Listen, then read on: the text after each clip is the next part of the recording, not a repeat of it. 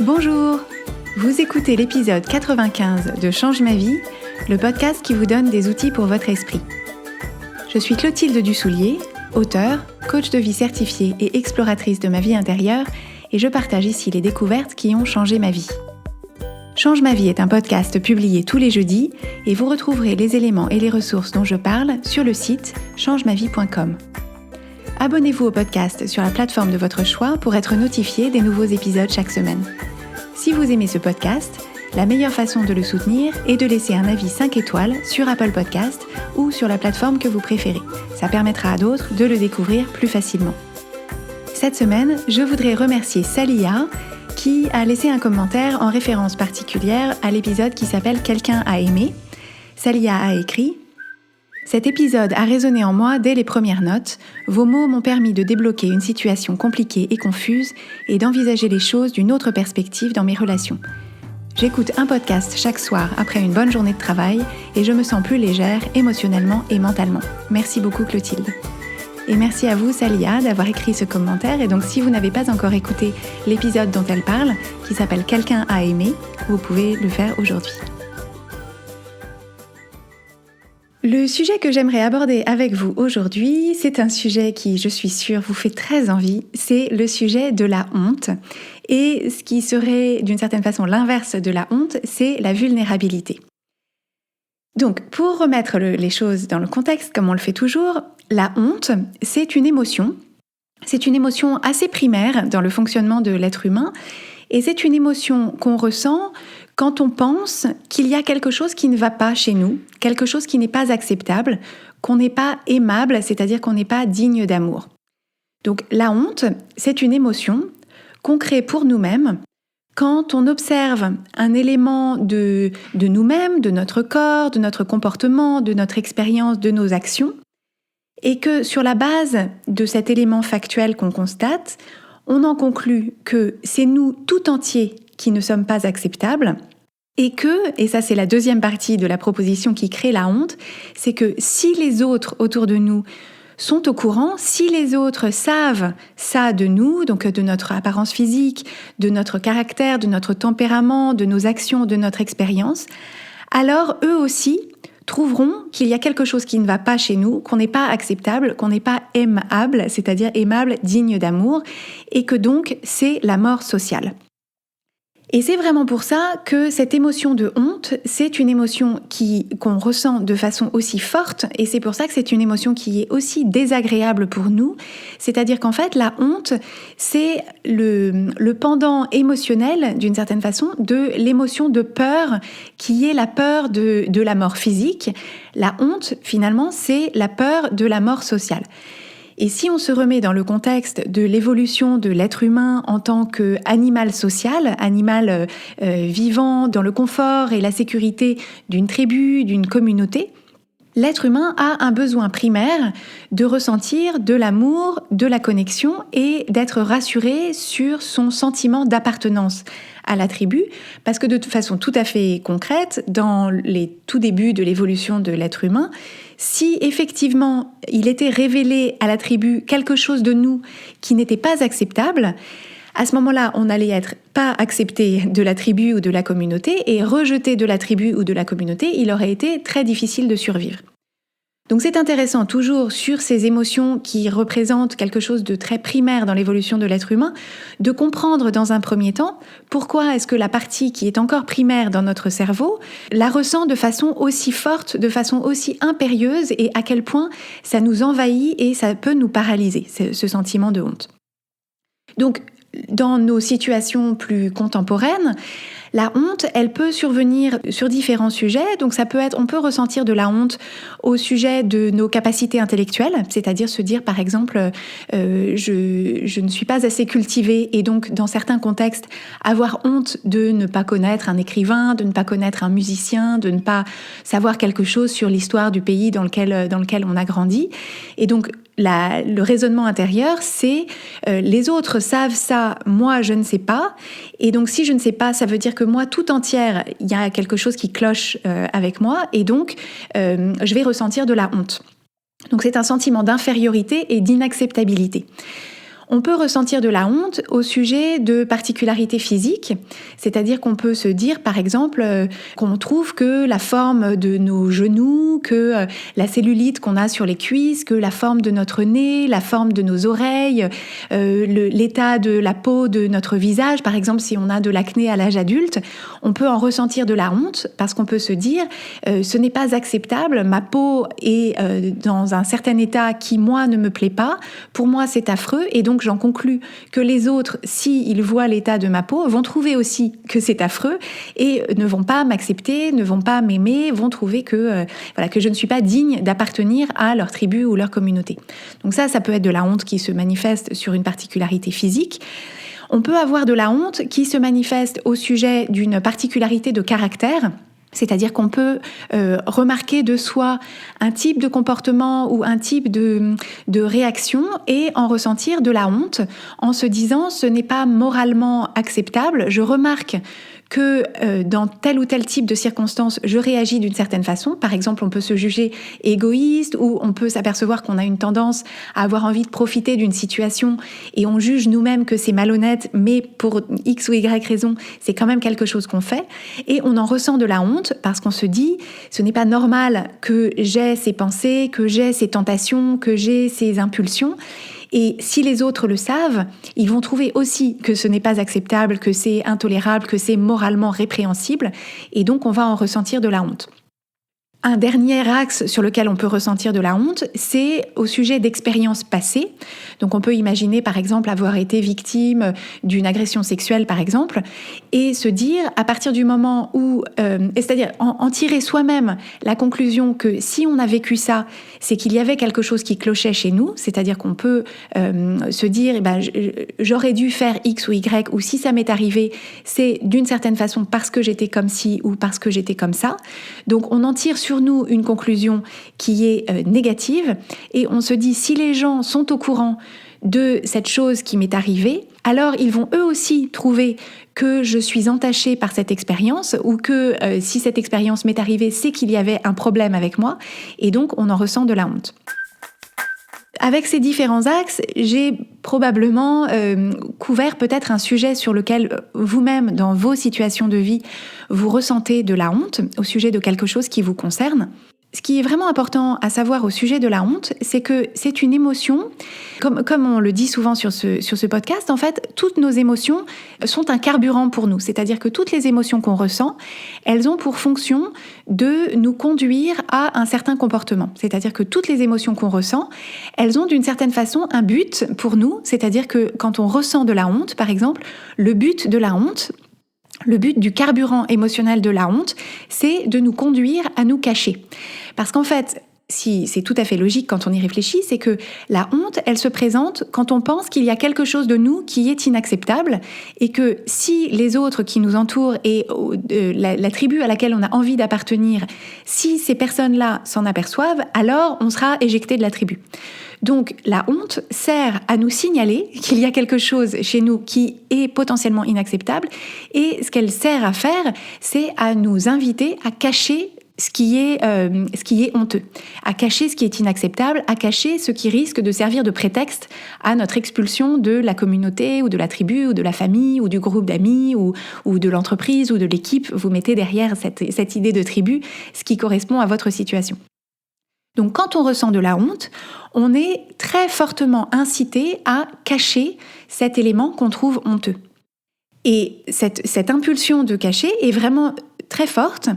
Et donc, je pense que c'est quelque chose que vous pourrez avoir constaté chez vous. C'est-à-dire que, par exemple, si vous avez vécu quelque chose de difficile dans votre passé et que vous en ressentez de la honte, il est probable que vous n'en parlez à personne. S'il y a quelque chose dans votre physique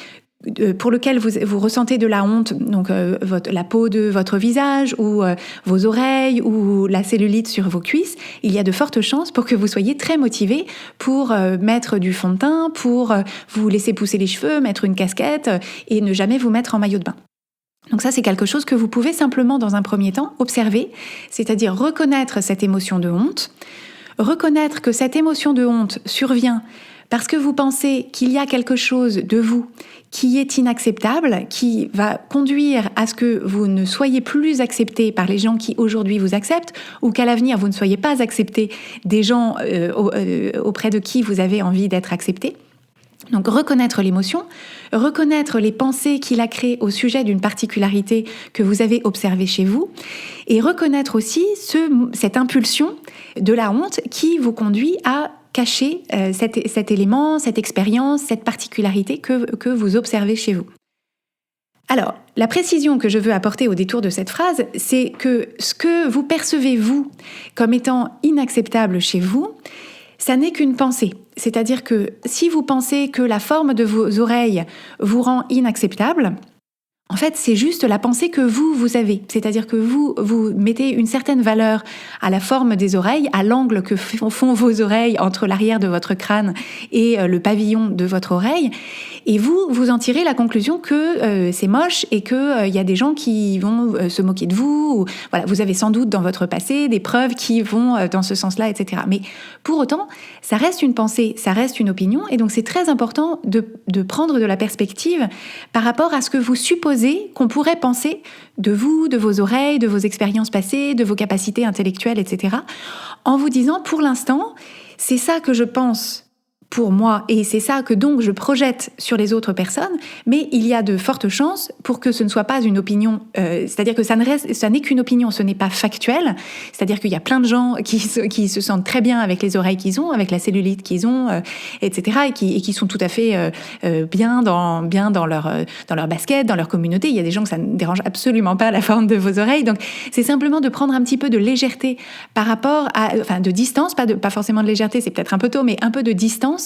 par rapport à cette impression que vous avez que tel ou tel élément est de façon intrinsèque inacceptable. C'est important de vous dire, moi, je pense que c'est inacceptable, mais ce n'est pas en soi inacceptable.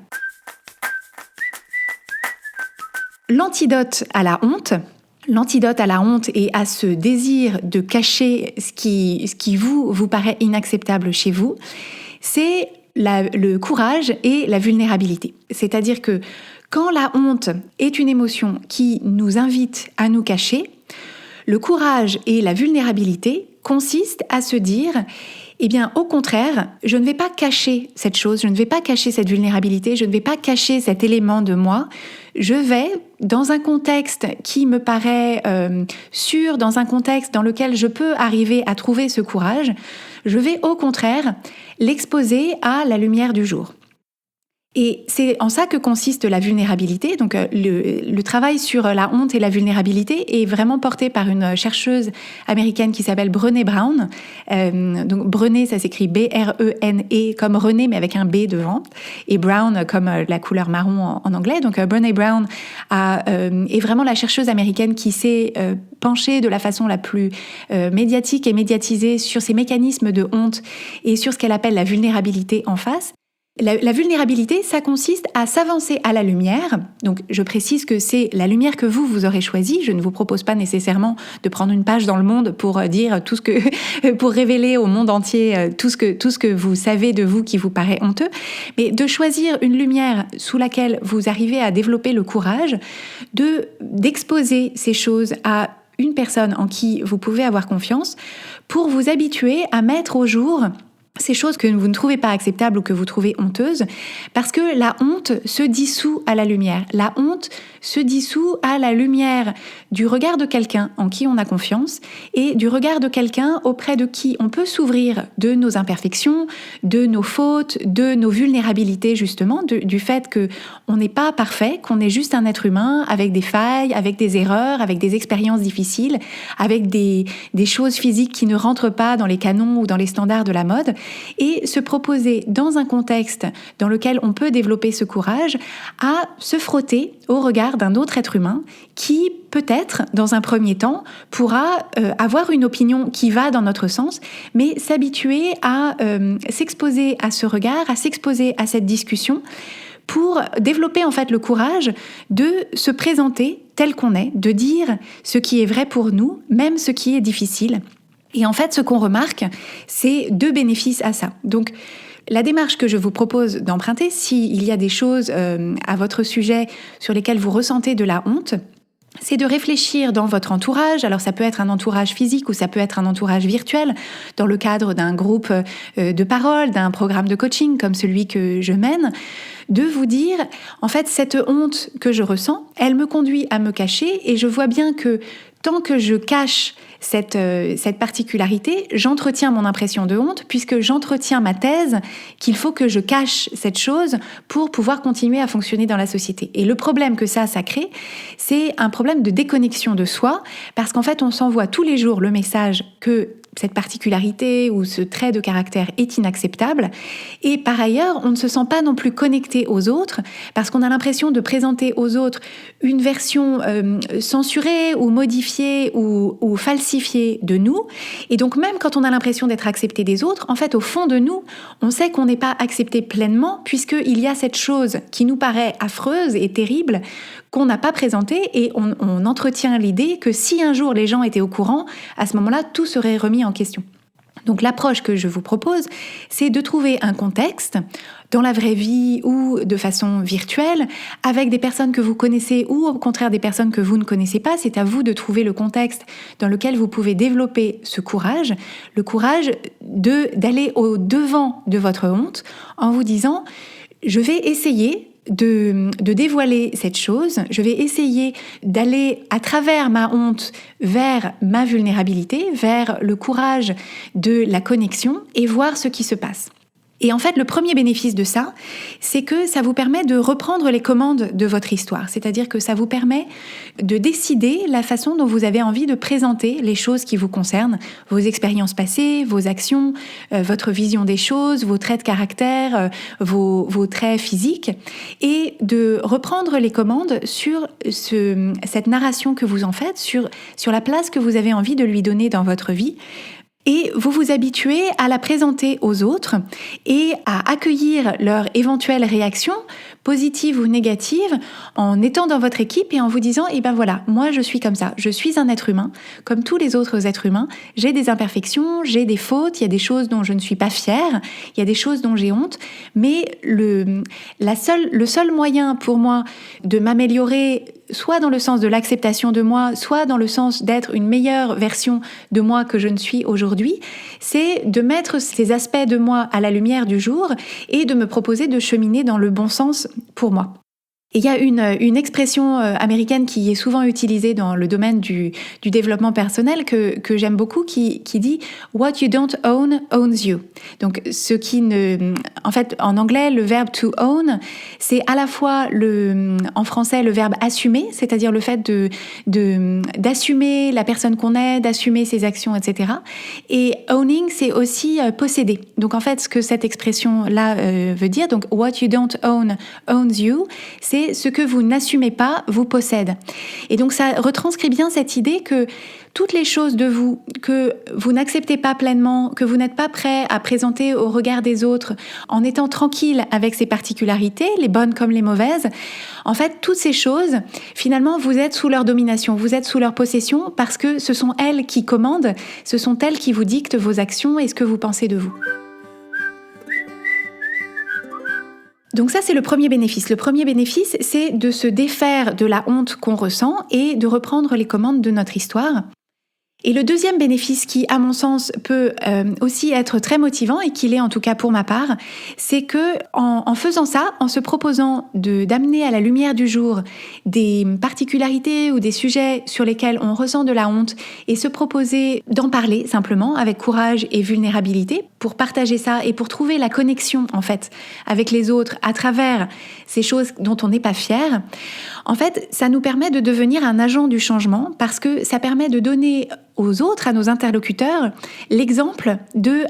ce à quoi ressemble un être humain qui accepte sa parfaite imperfection, qui accepte de mettre au jour ces choses dont il n'est pas fier et de simplement les examiner et se proposer d'avancer avec ou de les améliorer. En fait, à chaque fois qu'on se propose d'être vulnérable et de parler dans un cercle dans lequel on se sent en confiance de ces choses dont on a honte, on indique aux autres que c'est acceptable, en fait, de parler de ces choses-là, que c'est acceptable d'avoir des fautes, des imperfections et des choses dont on n'est pas fier. Et donc, en fait, on s'aperçoit que, et ça fait partie des sujets de recherche de Brené Brown, c'est que on s'aperçoit que on renforce en réalité le sentiment de connexion. À l'inverse de ce qu'on craint, qui est la déconnexion, le rejet et le fait de perdre l'amour et le respect des autres, on s'aperçoit que c'est exactement l'inverse qui se crée, c'est-à-dire que quand on se propose d'être vulnérable, de se montrer vulnérable, on donne l'autorisation aux autres de l'être aussi, et pour les autres, c'est un énorme soulagement. Que ce soit sur le coup ou plus tard, c'est-à-dire que ce soit sur le coup que leurs paroles se dénouent ou que ce soit après coup que ça fasse leur chemin dans leur esprit, mais en tout cas à court ou à moyen terme, on fait partie de la solution plutôt que de faire partie du problème, et au lieu de présenter au monde un front de perfection et d'idéal et de voilà, tout va toujours très bien pour moi et je suis née comme ça, parfaite et irréprochable, loin de faire partie de cette mascarade en réalité, on fait partie de la solution qui consiste à dire voilà, moi je suis comme ça, parfaitement imparfaite, et le mieux que je puisse me proposer de faire, c'est tous les jours d'examiner les choses avec honnêteté et sincérité et me proposer de faire un petit peu mieux aujourd'hui que je n'ai fait hier. Et parfois je vais me tromper, et parfois je vais me casser la figure, me prendre les pieds dans le tapis, et parfois je vais blesser quelqu'un, et parfois je vais dire quelque chose que j'aurais pas dû dire, et simplement demain je vais examiner les choses et me proposer de faire encore un peu mieux. Donc ça permet de donner l'exemple et ça permet de donner aux autres l'autorisation, eux aussi, d'être vulnérables et de s'affranchir de ces sujets sur lesquels ils peuvent ressentir de la honte. Et ça, c'est vraiment quelque chose qu'on constate énormément sur Internet, à travers les réseaux sociaux. C'est-à-dire que les réseaux sociaux ont leurs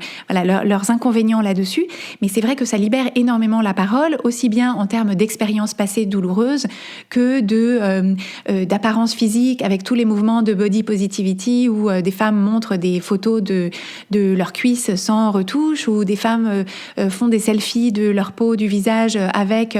de l'acné. Donc c'est vraiment une plateforme qui permet justement de se frotter à la vulnérabilité des autres. Et si pour vous, cette idée de vulnérabilité, pour vous paraît encore inaccessible et insurmontable parce que la honte vous maintient encore très fort dans cette idée de vous cacher, ce que vous pouvez faire dans un premier temps, c'est essayer de vous exposer à la vulnérabilité de personnes qui ont surmonté la même honte que vous avez sur le même sujet. J'espère vous avoir donné un éclairage sur cette émotion de honte qui est effectivement une émotion qui est extrêmement envahissante et pénible à ressentir, et de vous avoir invité à considérer cette idée de courage et de vulnérabilité pour vous en affranchir pour vous-même. La semaine prochaine, on reviendra sur un cas particulier de situation dans laquelle la honte peut survenir. Ce sont toutes les situations dans lesquelles on se sent mis en échec par rapport à nos capacités intellectuelles, par rapport à ce qu'on sait, par rapport à ce qu'on sait faire, par rapport à ce qu'on devrait savoir et ce qu'on devrait savoir faire. Donc l'épisode de la semaine prochaine s'appelle « Apprendre toute sa vie » et je pense qu'il va beaucoup vous intéresser dans le prolongement de l'épisode de cette semaine.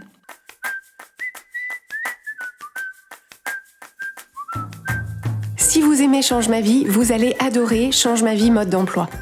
Change ma vie mode d'emploi, c'est le programme de coaching qui va vous donner des ailes pour atteindre tous vos objectifs de vie. Grâce à notre méthodologie unique, nous allons vous guider pas à pas pour développer la vision riche et vivante de ce que vous voulez. Nous allons vous aider à trouver la clarté sur la façon la plus simple et la plus directe de l'obtenir, et nous allons vous apprendre à soutenir votre élan tout du long en surmontant les obstacles avec confiance pour vous sentir avancer tous les jours vers la vie à laquelle vous aspirez. Si vous écoutez Change ma vie, c'est que vous savez que vous avez une vie extraordinaire à vivre. Une vie qui a du sens et un impact, et c'est notre mission et notre passion de vous y aider. Je vous donne donc rendez-vous dès aujourd'hui sur changemavie.com/coaching pour avoir toutes les informations.